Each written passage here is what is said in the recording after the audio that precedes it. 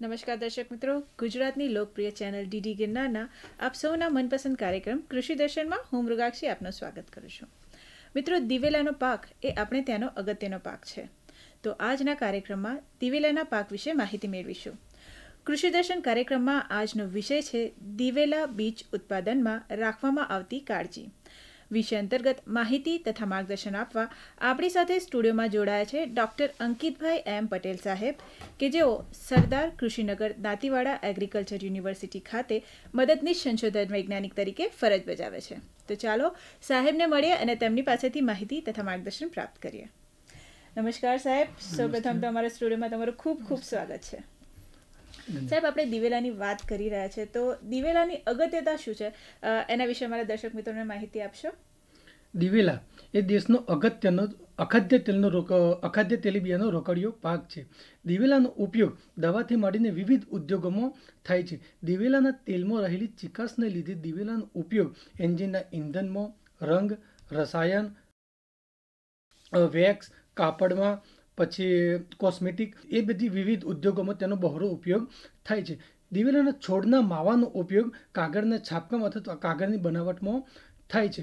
દિવેલીના ખોળમાં રહેલું કેફી તત્વ કે જે રીસિન છે, તેને લીધે તેના પશુઓના ખાણદાનમાં ઉપયોગ કરી શકાતો નથી, પરંતુ એ દિવેલીના ખોળમાં રહેલા 5% નાઇટ્રોજનને લીધે એ દિવેલીના ખોળનો ઉપયોગ આપણે જમીનની ફળદ્રુપતા વધારવા માટે ઉપયોગ કરી શકીએ છીએ. જી બિલકુલ, એટલે કહી શકાય કે દિવેલાનો જે પાક છે ખૂબ જ અગત્યનો પાક છે. આ સિવાય આપણે જો દિવેલાના પાકની વાત કરી રહ્યા હોય તો દિવેલાના પાકમાં કયા કયા બીજ ઉત્પાદનના અલગ અલગ સ્ટેજીસ હોય છે, એના વિશે માહિતી આપો. દિવેલાના સંકર બીજ ઉત્પાદનો મુખ્યત્વે 5 સ્ટેજ હોય છે. એમાં સૌ પ્રથમનો જે તબક્કો છે એ છે ન્યુક્લિયસ બીજ. આ બીજનું ઉત્પાદન વૈજ્ઞાનિક પોતાની દેખરેખ હેઠળ 100% જનીનિક શુદ્ધતા સાથે બ્રીડર સીડની માગણી મુજબ ઉત્પાદન કરે છે. એના પછીનું જે સ્ટેજ આવે છે તે બ્રીડર સીડનું સ્ટેજ.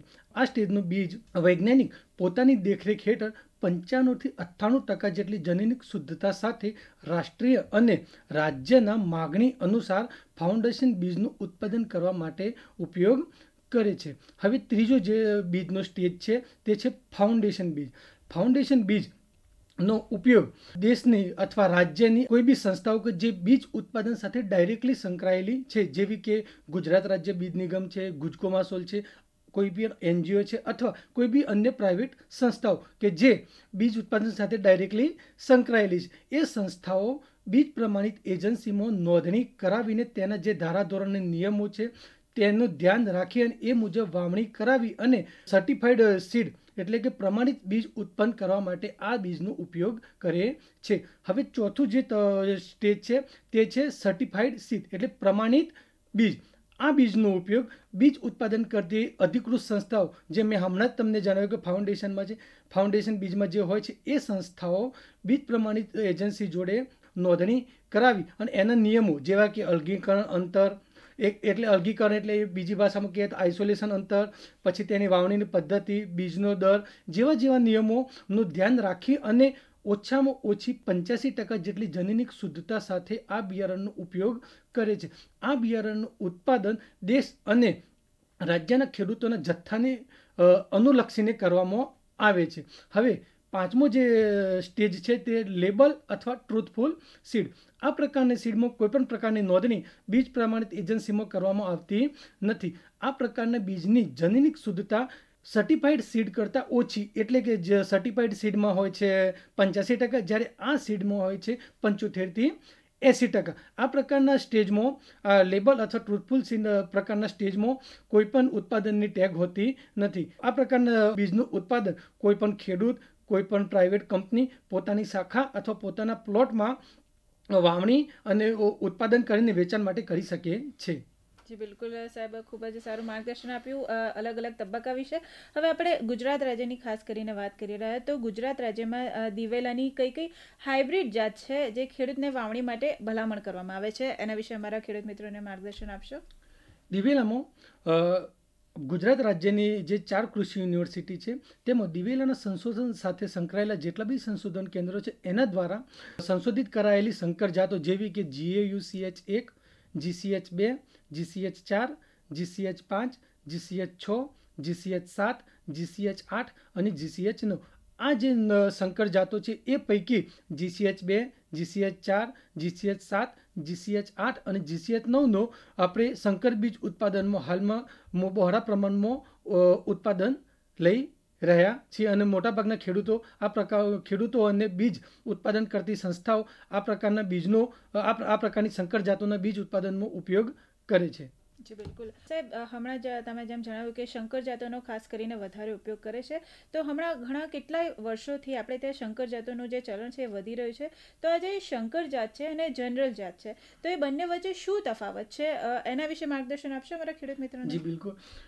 ખેડૂત મિત્રો એક ખાસ ધ્યાન રાખવા જેવી વાત છે કે ઘણી બધા ખેડૂત મિત્રો જનરલ દિવેલાનું ઉત્પાદન કરે છે અને એમને ખબર નથી હોતી કે જનરલ દિવેલાનું ઉત્પાદન અને સંકર બીજના દિવેલાનું ઉત્પાદનમાં શું ફરક હોય છે. જ્યારે બી આપણે જનરલ બીજ દિવેલા આપણા ખેતરમાં અથવા પ્લોટમાં વાવીએ છીએ ત્યારે પ્રતિ કિલો તેનો ભાવ હોય છે 50 થી 60 રૂપિયા. જ્યારે સંકર બીજ ઉત્પાદન જ્યારે આપણે ખેતરમાં કરીએ છીએ ત્યારે ખેડૂતોને પ્રતિ કિલો 100 થી 125 રૂપિયા મળે છે. એટલે આનાથી ખેડૂતોને અને સીડ ઉત્પાદન કરતી એજન્સીઓને આર્થિક લાભ વધુ થાય છે. જી બિલકુલ સાહેબ, ખૂબ જ સારી માર્ગદર્શન આપ્યું અમારા ખેડૂત મિત્રોને. તો ખેડૂત મિત્રો, દિવેલા બીજ ઉત્પાદનમાં રાખવામાં આવતી કાળજી આ વિષય પર માહિતી તથા માર્ગદર્શનનો દોર આમ જ ચાલુ રહેશે, પરંતુ અત્યારે કૃષિ દર્શન કાર્યક્રમમાં સમય થઈ ગયો છે એક નાનકડા વિરામનો. લઈએ એક વિરામ.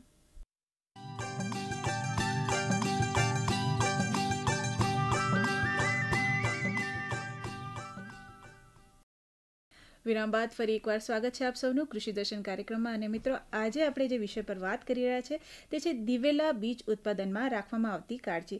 તો વિષય અંતર્ગત આપણે ઘણી બધી વાતો જાણી, જેમ કે કેવા પ્રકારના બીજ ઉત્પન્ન લેવા જોઈએ વાવણી માટે, આ ઉપરાંત શંકર જાત શા માટે વાપરવી જોઈએ. આ સિવાય બીજો એક ખાસ પ્રશ્ન થાય સાહેબ કે દિવેલા જે બીજ ઉત્પાદન કરીએ તો એમાં મુખ્યત્વે કયા કયા મુદ્દાઓ જે છે એ અગત્યના છે, એના વિશે શું કહેશો ખેડૂત મિત્રોને? દિવેલાના સંકર બીજ ઉત્પાદનમાં તેની જનીનિક શુદ્ધતા જાળવી રાખવા અથવા સારી રાખવા માટે અને તેનું સંકર બીજ ઉત્પાદનનું ઉત્પાદન વધારવા માટે કુલ 4 તબક્કે ધ્યાન રાખવું ખૂબ જરૂરી છે. એમાં સૌપ્રથમ તબક્કો છે વાવણીની પહેલાનો તબક્કો. જ્યારે વાવણીની પહેલાના તબક્કામાં શું ધ્યાન રાખવું જોઈએ તેના વિશે થોડી ચર્ચા કરી લઈએ. જેવી કે જમીનનો પ્રત, જમીન કેવી હોવી જોઈએ, તેમાં પૂરતી પિયતની વ્યવસ્થા છે કે નહીં એ, અને આઇસોલેશન એટલે કે એકલન અથવા અલગીકરણ અંતર. બીજો તબક્કો છે કે વાવણીના ટાઈમે એટલે વાવણીના સમય શું ધ્યાન રાખવું. વાવણીના સમય સૌથી વધારે ધ્યાન રાખવાની બાબત એ છે કે જે બી આપણે નર અને માદાનો સોર્સ જ્યાંથી લાવે છે તે ખાસ જરૂરી છે. એના પછી બીજની માવજત આપેલી છે કે નહીં એ જોવાનું રહે છે. બીજની દર, વાવણીની પદ્ધતિ, વાવણીનો સમય, વાવણીનું અંતર અને પાયાનું ખાતર, આ બધી બાબતોનું ખાસ ધ્યાન રાખવામાં વાવણી સમયે ખાસ ધ્યાન રાખવું પડે છે. હવે ત્રીજો તબક્કો છે ઊભા પાકની અવસ્થા. ઊભા પાકની અવસ્થામાં આપણે ખાસ કાળજી રાખવાની, એટલે કે ફૂલકાર અવસ્થા અને ફૂલકાર બાદ આ અવસ્થામાં પૂરતા પાક સંરક્ષણનો આપણે ઉપયોગ કરેલો છે કે નહીં એ, પિયતની વ્યવસ્થા છે એ કે નહીં, અને સૌથી મહત્વનો મુદ્દો કે નર અને માદામાં પ્રોપર રોગિંગ કરેલું છે કે નહીં એ ખાસ ધ્યાન રાખવાનું હોય છે. હવે છેલ્લું જે તબક્કો છે એ કાપણી કેવી રીતે કરવી જોઈએ, તેના પછી તેનું થ્રેસિંગ કેવી રીતે કરવું જોઈએ, તેનું ગ્રેડિંગ અને બેગિંગ, આ બધા તબક્કામાં આપણે જો ધ્યાન રાખીએ તો સંકર બીજ ઉત્પાદનમાં જનીનિક શુદ્ધતા અને ઉત્પાદન સારું વધારી અને નફો મેળવી શકીએ છીએ. જી બિલકુલ. તો સાહેબ, આપણે આજે દિવેલા બીજ ઉત્પાદન જે પ્રોગ્રામ જે છે, તો જ્યારે આપણે કોઈ પણ ક્ષેત્ર જે હોય એમાં દરેક વ્યક્તિ પોતે ઈચ્છતો હોય કે કોઈ પણ વસ્તુનું ઉત્પાદન કરતો હોય તો એને વધારેમાં વધારે ઉત્પાદન મળે. તો દિવેલાના બીજ ઉત્પાદન પ્રોગ્રામમાં જો ખેડૂત મિત્રોને વધારેમાં વધારે ઉત્પાદન જોઈતું હોય તો એમણે કેવા પ્રકારની જમીનની પસંદગી કરવી જોઈએ, એના વિશે માર્ગદર્શન આપો. ખૂબ સરસ ક્વેશ્ચન છે. તો દિવેલાના જે સંકર બીજ ઉત્પાદનનો પ્રોગ્રામ લેવાનો હોય એના માટે સારી નિતાર શક્તિ ધરાવતી, ફળદ્રુપ, ગોરાડું, મધ્યમકારી જમીનની પસંદગી કરવી જોઈએ. એ બીજી બાબત ખાસ ધ્યાન રાખવી જોઈએ કે જે ખેતરમાં આપણે સંકર બીજ ઉત્પાદનનો પ્રોગ્રામ લેવાનો હોય એ બીજમાં છેલ્લા 3 વર્ષ સુધી કોઈ દિવેલાનો પાક લીધેલો હોવો જોઈએ નહીં. આમ કરવાથી જમીનજન્ય રોગો જેવા કે સુકારો અને મૂળના કોવારાથી આપણે રક્ષણ મળે છે. ત્રીજી એક બાબત કે આ પ્રકારના જમીનમાં પાણીની અથવા પિયતની પૂરતી વ્યવસ્થા હોવી જોઈએ.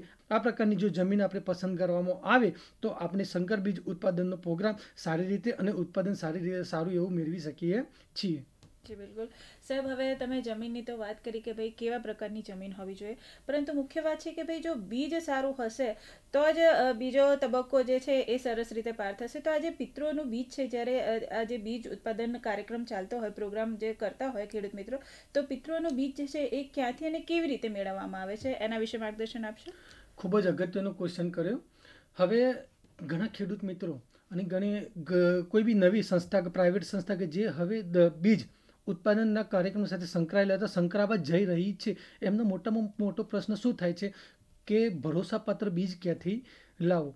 તો સંકર બીજ ઉત્પાદન માટે આપણે ફાઉન્ડેશન કક્ષાના બીજની જરૂર પડે છે. તો ફાઉન્ડેશન કક્ષાનું બીજ આપણે ક્યાંથી મેળવવું જોઈએ? તો ફાઉન્ડેશન કક્ષાનું બીજ ઉત્પન્ન કરતી બીજ અધિકૃત સંસ્થાઓ જેવી કે ગુજરાત રાજ્ય બીજ નિગમ છે, રાષ્ટ્રીય બીજ નિગમ છે, ગુજકોમાસોલ છે, કોઈ પણ NGO છે, અથવા પ્રાઇવેટ કોઈ બી ભરોસાપાત્ર સંસ્થાઓ જોડેથી આપણે ફાઉન્ડેશન કક્ષાનું બીજ લઈ અને સંકર બીજ ઉત્પાદનમાં તેનો ઉપયોગ કરી શકીએ છીએ. હવે એક વસ્તુ ખાસ ધ્યાન રાખવું કે જ્યારે પણ આપણે આ પ્રકારનું ફાઉન્ડેશન કક્ષાનું બીજ લઈએ છીએ ત્યારે એ બીજનું અસલ બિલ, ઉત્પાદનની ટેગ અને તેની થેલી ખાસ સાચવીને રાખવી. જ્યારે બી બીજ પ્રમાણિત એજન્સીના અધિકારીઓ તપાસમાં આવે ત્યારે આ અસલ બિલ, થેલી અને ઉત્પાદન ટેગની માગણી કરે ત્યારે તે રજૂ કરવાનું રહેશે. જી બિલકુલ સાહેબ, તો હવે આપણે 2 તબક્કાની તો વાત કરી કે ભાઈ જમીન કેવી હોવી જોઈએ. આ પ્રોગ્રામમાં દિવેલા બીજ ઉત્પાદન, ખાસ કરીને શંકરજાત જેનું ઉત્પાદન મેળવવા માંગતા હોય એ પ્રકારના પ્રોગ્રામમાં જમીનની વાત કરી, બીજની વાત કરી કે ભાઈ બીજ કેવું લેવું જોઈએ અને એના માટે કયા કયા મુદ્દા ધ્યાનમાં રાખવા જોઈએ. હવે બીજો એક અગત્યનો મુદ્દો છે એ છે બિયારણ દર. તો આ જે આખો પ્રોગ્રામ જે છે એમાં બિયારણ દર જે છે એ કેટલું હોવું જોઈએ? ખેડૂત મિત્રો અને બીજ ઉત્પાદન કરતી સંસ્થાઓ એમને ખાસ જણાવવાનું કે બીજનો બચાવ કરવા માટે, કારણ કે જે બી સંકર બીજની નર અને માદાનું જે બીજ છે એ ખૂબ જ મોંઘું હોય છે. એટલે આપણે પર્યાપ્ત માત્રામાં બીજનો ઉપયોગ કરીએ તો આપણે પરવડે અને સારું એવું ઉત્પાદન મળે છે. તો આપણે માદાઓ જેવી કે કન્વેશનલ મતલબ કે જે જૂની પદ્ધતિથી માદાનો આપણે સીડ પ્રોડક્શન કરતા હતા એવી VP1નો જ્યારે બી આપણે સંકર બીજ ઉત્પાદનનો ઉપયોગ કરીએ છીએ ત્યારે તેનો દર 7 થી 8 કિલોગ્રામ પ્રતિ હેક્ટર રાખવો. એ સિવાયની માદાઓ જેવી કે ગીતા છે, SKP84 છે, JP96 છે, VP1 છે, VP1 મોડિફાઈડ છે, આ જ્યારે માદાનો આપણે સંકર બીજ ઉત્પાદનમાં ઉપયોગ કરીએ તો તેનો દર આપણે 6 કિલોગ્રામ પ્રતિ હેક્ટર રાખવો જોઈએ. આ માટે જે નર છે, દરેક નરનો બીજનો દર 2 થી 3 કિલોગ્રામ પ્રતિ હેક્ટર રાખવો જોઈએ. જ્યારે આટલા કિલોગ્રામ બીજ મતલબ આટલો બીજનો દર રાખીએ ત્યારે એક વસ્તુ ખાસ ધ્યાન રાખવી જોઈએ કે જે બી બીજનો આપણે વાપરીએ છીએ એ બીજને આપણે પૂરતો દવાઓનો પટ આપેલો છે કે નહીં એ ખાસ ધ્યાન રાખી પછી જ એની વાવણી કરવી જોઈએ. જી બિલકુલ. તો ખેડૂત મિત્રો, આપણે વાત કરી રહ્યા છીએ કે ભાઈ દિવેલા બીજ ઉત્પાદન જે છે એમાં કયા કયા પ્રકારની કાળજી રાખવામાં આવે છે. તો આપણે જાણ્યું કે ભાઈ ખાસ કરીને શંકર બીજ ઉત્પાદન જો કરવું હોય તો એમાં કયા પ્રકારની જમીન જોઈએ, એમાં બીજ દર કેવો હોવો જોઈએ, પિતૃ બીજ ક્યાંથી મળે. હવે સાહેબ બીજો એક ખાસ અગત્યનો મુદ્દો છે કે આ જે દરેક છોડ છે, દરેક પાક છે, એના માટેનો એક વાવણી સમય હોય છે. તો આ શંકર બીજ જે છે દિવેલાનો, એ જે પ્રોગ્રામ જે ચાલતો હોય એમાં વાવણી સમય જે છે એ કયો રાખવામાં આવે છે? આ પણ એક ખૂબ જ અગત્યનો પ્રશ્ન છે. દિવેલા સંકર બીજના ઉત્પાદન માટે વાવણીનો એકદમ અનુકૂળ સમયે ઓગસ્ટ મહિનાનું બીજું પખવાડિયું એટલે કે 15 તારીખની આસપાસ વાવણી કરવાથી રોગ જીવાતો જેવા કે સુકારાનો પ્રશ્ન, ઈયળનો પ્રશ્ન, ઈયળ એટલે લશ્કરી ઈયળ, ગોળિયા ઈયળ, ડોડવા ખાનારી ઈયળ અને ચૂસ્યા પ્રકારની જીવાતો છે, થ્રિપ્સ છે, જેસિડ છે, પછી તડતડિયા છે, એ બધી ચૂસ્યા પ્રકારની જીવાતો સામે આપણે રક્ષણ મેળવી શકીએ. આનાથી આપણને બીજ ઉત્પાદનમાં જનનિક શુદ્ધતા, સારી જનનિક શુદ્ધતા સાથે સારું એવું ઉત્પાદન મેળવી શકીએ છીએ. એટલા માટે ખેડૂત મિત્રોને ખાસ ભલામણ છે કે જ્યારે બી સંકર બીજ ઉત્પાદનનો આપણે પ્રોગ્રામ લઈએ ત્યારે ઓગસ્ટ મહિનાના બીજા પખવાડિયામાં એટલે કે 15 તારીખની આસપાસ આપણે વાવણી કરવી જોઈએ. જી બિલકુલ. દર્શક મિત્રો, કૃષિ દર્શન કાર્યક્રમમાં માહિતી અને માર્ગદર્શનનો દોર આમ જ ચાલુ રહેશે, પરંતુ અહીંયા સમય થઈ ગયો છે એક નાનકડા વિરામનો. લઈએ એક વિરામ.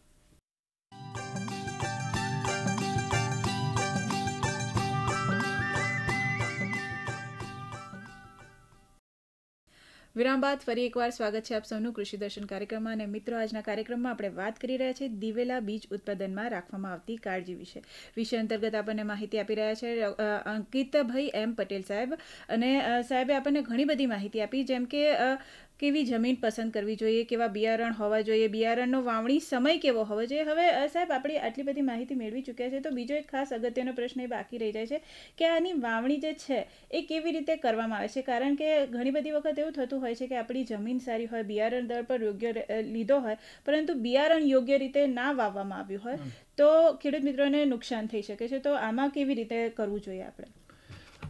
દિવેલાના સંકર બીજ ઉત્પાદનમાં ખાસ ધ્યાન રાખવામાં આવતી બાબતમાંથી એક બાબત છે વાવણી કેવી રીતે કરવી જોઈએ. તો સૌ પ્રથમ દિવેલાની સંકર જાતો જેવી કે GCH2, GCH4, GCH6, GCH8 આ સંકર જાતોના જે નર અને માદા હોય છે એ પૈકી નરનું જે બિયારણ છે અથવા નરની વાવણી 10 થી 15 દિવસ પહેલા, માદાની વાવણીના 10 થી 15 દિવસ પહેલા કરવી જોઈએ. હવે બાકીની જે સંકર જાતો છે જેવી કે GCH1, GCH5, GCH7 આ બધા સંકર જાતોના નર અને માદાની વાવણી એક જ સાથે કરી લેવી જોઈએ. આ કરવાથી નર અને માદાનો ફૂલકારનો સમય એક જ હોય છે, એટલે ફૂલ આવવાનો સમય એક હોય છે. તેના લીધે માદાની અંદર નરની તંગી સર્જાતી નથી અને જનની શુદ્ધતા સારી એવી મળે છે અને માદાની અંદર જાતીય પરિવર્તનનો કોઈ બી પ્રશ્ન રહેતો નથી. હવે બીજી એક ખાસ વાત ધ્યાન રાખીએ કે જ્યારે બી વાવણી કરીએ ત્યારે નર અને માદા લાઈનોની આપણે 3:1 રેશિયોમાં વાવણી કરવી જોઈએ.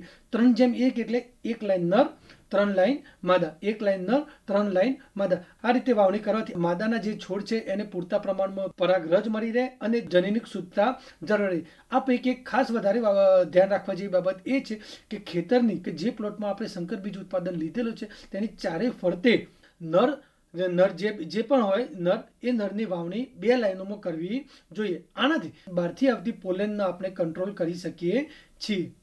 જી બિલકુલ. હવે સાહેબ બીજો એક અગત્યનો પ્રશ્ન જેનું માહિતી મેળવવી ખૂબ જ જરૂરી છે એ છે કે ભાઈ હાઇબ્રિડ બીજ જે છે એનું ઉત્પાદન કરવાનું હોય તો એ ઉત્પાદન વખતે પ્લોટમાં માદા લાઈનોમાં ક્યારે અને કેવી રીતે રોગિંગની જે પ્રક્રિયા છે એ કરવામાં આવે છે, એના વિશે મારા દર્શક મિત્રોને માહિતી આપશો? સંકર બીજ ઉત્પાદનમાં ખૂબ જ કાળજી લેવાની જે બાબત છે, ખૂબ જ કાળજી રાખવાની જે બાબત છે એ પૈકીનો એક સૌથી મહત્વનો મુદ્દે છે રોગિંગ. મતલબ જ્યારે બી આપણે સંકર બીજ ઉત્પાદનનો પ્રોગ્રામ લઈએ છીએ ત્યારે 3 તબક્કામાં માદાનું રોગિંગ કરવાનું હોય છે. પ્રથમ તબક્કો એટલે ફૂલકાર અવસ્થા પહેલા, બીજો અને ત્રીજો તબક્કો એટલે ફૂલકાર અવસ્થાની બાદ અથવા ફૂલકાર અવસ્થા. તો હવે ચલો આપણે પહેલા તબક્કાની થોડી વિસ્તૃતમાં ચર્ચા કરીએ કે રોગિંગ કેવી રીતે કરવું અને ક્યારે કરવું. પ્રથમ તબક્કો એટલે ફૂલકારની અવસ્થાની પહેલા. તો જ્યારે બી વાવણીના 30 થી 35 દિવસ પછી છોડની ઊંચાઈ લગભગ 1.5 થી 2 ફૂટની હોય છે. એ સમયે માદા છોડની અંદર મુખ્ય માળ એટલે કે પ્રાઇમરી માળની વિકાસ થયેલો હોતો નથી અને એની અંદર ફૂલ આવેલા હોતા નથી. એ સમયે જે માદાના જે મૂળ લક્ષણો છે તેનાથી જુદા પડતા એટલે કે વિજાતીય છોડનો આપણે ખેતરમાંથી ઉખાડી અને નાશ કરવો પડે છે. હવે વિજાતીય લક્ષણો એટલે કેવા? એ સમયે પાનનો આકાર, પાનનો કલર, છારી, આંતરગાંઠની સંખ્યા, આંતરગાંઠ વચ્ચેનું અંતર, આ બધા જે લક્ષણો છે એનું ખાસ ધ્યાન રાખી અને વિજાતીય છોડ આપણે મૂળ લક્ષણોથી જે જુદા પડે છે એવા વિજાતીય છોડને ખેતરમાંથી દૂર કરવા જોઈએ. હવે કેવી રીતે દૂર કરવા જોઈએ? એ જે દૂર કરેલા છોડને આપણે ખેતરમાં અને સેડા પર ન નાખતા અલગીકરણ અંતરે એટલે કે આઇસોલેશન 300 મીટર એનાથી વધારે અંતરે નાખી અને એનો નાશ કરવો જોઈએ અથવા તો ઊંડો ખાડો ખોદી અને તેમાં દાટી અને એનો નાશ કરવો જોઈએ. હવે દ્વિતીય અને તૃતીય રોગિંગની વાત કરીએ તો જ્યારે ફૂલકાર અવસ્થાની શરૂઆત થાય ત્યારે આપણે દ્વિતીય રોગિંગ કરવું જોઈએ. એટલે કે જ્યારે માદાની અંદર પ્રથમ માળ એટલે કે પહેલી માળની અંદર ફૂલ આવવાની અવસ્થા થાય, ફૂલ આવવાની શરૂઆત થાય ત્યારે પ્રથમ રોગિંગ કરવું જોઈએ. આ વખતે ખાસ ધ્યાન રાખવા જેવી બાબત છે કે GCH8 મતલબ કે ગુજરાત સંકર દિવેલા 8ની જે માદા છે GP96 આ સિવાયની દરેક માદાની અંદર મોનોસિયસ અથવા તો ઇન્ટરસ્પર્સ. મોનોસિયસ મતલબ ઉપરના જે માળ હોય એની ઉપરના ભાગમાં માદા હોય અને નીચેના ભાગમાં નર હોય અને ઇન્ટરસ્પર્સ મતલબ કે આખી જે માળ છે એની અંદર નર ફૂલનો ઉત્પન્ન થયેલા હોય. આવા છોડને ખેતરમાંથી ઉખાડી અને મેં હમણાં પહેલાં જ કહ્યું એ રીતે એમનો નાશ કરવો જોઈએ. જ્યારે GCH8ની માદા છે GP96 એમાં પ્રથમ માળ, દ્વિતીય, તૃતીય ક્રમની કોઈ પણ ઓર્ડરની માળમાં ઉપર અથવા નીચે એક અથવા બે નર આવે છે, તો આ નરને હાથેથી ચૂંટી અને એનો નાશ કરવો જોઈએ. હવે દ્વિતીય રોગિંગ બાદ પ્લોટની અંદર 100% મતલબ કે દરેક જેટલા બી છોડ છે એમાં બધામાં માદા ફૂલ હોય છે, એમાં બીજા કોઈ પણ પ્રકારના છોડ હોતા નથી. હવે તૃતીય રોગિંગની વાત કરીએ. તૃતીય રોગિંગ ક્યારે કરવું જોઈએ? જ્યારે દિવેલાના માદાની અંદર બીજા, ત્રીજા અને ચોથા ક્રમની મારો એટલે કે ક્રમ ઓર્ડર આવે ત્યારે તેનું સતત નિયમિતપણે આપણે એનું ધ્યાન રાખવું જોઈએ. આ જે ઓર્ડર અથવા આ ક્રમની જે મારો છે એની અંદર પણ જો મોનોસિયસ એટલે કે મેં જેમને પહેલા જ કીધું કે નીચે નર અને ઉપર માદા આવતા ઇન્ટરસ્પર્સ ટાઈપના કોઈ બી છોડ દેખાય તો તેને તરત જ નિકારી અને એનો નાશ કરી દેવો જોઈએ. હવે જ્યારે બી ચોથા અને પાંચમા અને એને આગળના ક્રમની જે બી મારો દિવેલાના માદા છોડની અંદર આવે છે એની અંદર જો 3 થી 4 અથવા 3 થી 5 ઓછામાં ઓછા જો નર હોય તો તેને હાથથી વીણી અને તેનો નાશ કરવો જોઈએ. પણ એ ક્રમની અંદર જો મોનોસિયસ અથવા તો ઇન્ટરસ્પર્સ પ્રકારના કોઈ બી છોડ હોય તો તેને ઉખાડી અને નાશ કરવો હિતાવહ છે. આ થઈ માદામાં પ્રથમ, દ્વિતીય અને તૃતીય ક્રમના રોગિંગની વાત. આપણે હજી ઘણી બધી વાતો જે છે ખાસ કરીને દિવેલાની શંકર જાતમાં ઉત્પાદન માટે જે ઘણી બધી બાબતો આપણે બાકી રહી ગઈ છે, પરંતુ આપણે સમયની મર્યાદા છે અને અત્યારે સમય આપણો પૂરો થવા આવ્યો છે. તમે અમારા સ્ટુડિયોમાં આવ્યા અને અમારા જે ખેડૂત મિત્રો છે એમને આટલી ઉપયોગી માહિતી આપી એ બદલ તમારો ખૂબ ખૂબ આભાર. દર્શક મિત્રો, આશા રાખીએ કે તમને અમારો આજનો આ કાર્યક્રમ પસંદ આવ્યો હશે. આપને મળેલ માહિતીનો ભરપૂર ઉપયોગ કરી આપના વ્યવસાયમાં સફળ થાવ તેવી આશા સાથે ફરી મળીએ. ત્યાં સુધી રજા આપશો. નમસ્કાર.